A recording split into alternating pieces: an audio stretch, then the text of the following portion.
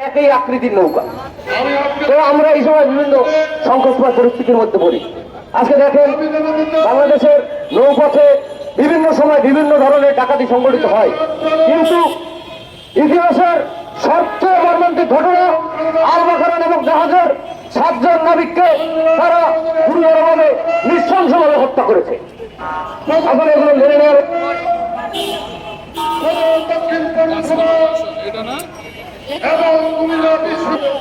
আজকে আমার ভাই বলল কালকে আমি যে এই ধরনের দুর্ঘটনার সম্মুখীন হব না, এর নিশ্চয়তাকে জবাব চাই, জবাব চাই, আমার ভাই মরল কেন? চলবে না, চলবে না, বন্ধ করো, বন্ধ করো, বন্ধ করো, বন্ধ করো, আমার ভাই মরল কেন? জবাব চাই, জবাব চাই। সংগ্রামী সাথী বন্ধুগণ, আজকে আমার ভাই মরল, আজকে আমার ভাইকে নৃশংসভাবে হত্যা করা হলো। কালকে যে আমি এই ধরনের নৃশংসতার সম্মুখীন হব না, এর নিশ্চয়তা কি? আজকে আমরা এই নিশ্চয়তাটুকুর জন্য এইখানে সমবেত হয়েছি কতিপয় সাধারণ নাবিক।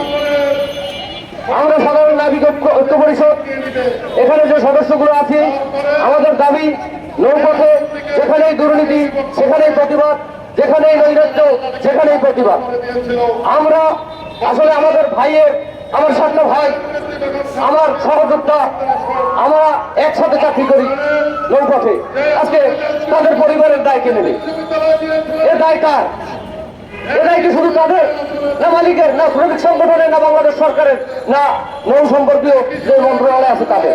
কে নেবে এই দায়? অবশ্যই এই যে ভাইগুলো মারা গেল তার ভুক্তভোগী তার পরিবার। এখান থেকে আওয়াজ তুলতে চাই, ভাইরা আমার এই ভাইদের ক্ষতিপূরণ হিসেবে কিছু সহযোগিতা এবং সর্বাত্মক সহযোগিতা, কিছু নয় সর্বাত্মক সহযোগিতা, সে কে দেবে জানি না, বাংলাদেশ সরকার দেবে, না মন্ত্রণালয় দেবে, না শ্রমিক সংগঠন দেবে, না মালিক পক্ষ দেবে, আমার এই ভাইদের ক্ষতিপূরণ দিতে হবে। এই আমাদের দাবি।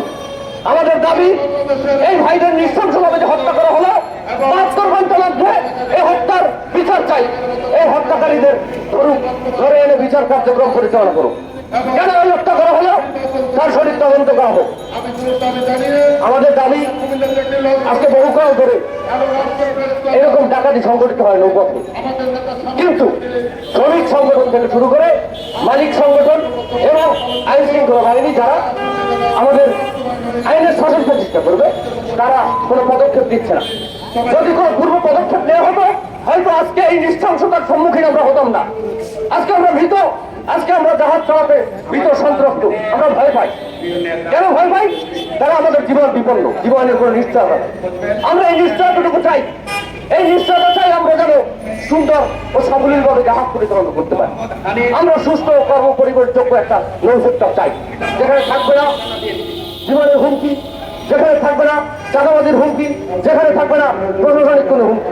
প্রশাসনিক হুমকি বলতে কি? প্রশাসনিক হুমকি দেখেন, বাংলাদেশে বহু বালুবাহী জাহাজ রয়েছে, সিমেন্ট বহনকারী কিছু কিছু ছোট ছোট জাহাজ রয়েছে, যাকে আমরা বলি ট্রলার।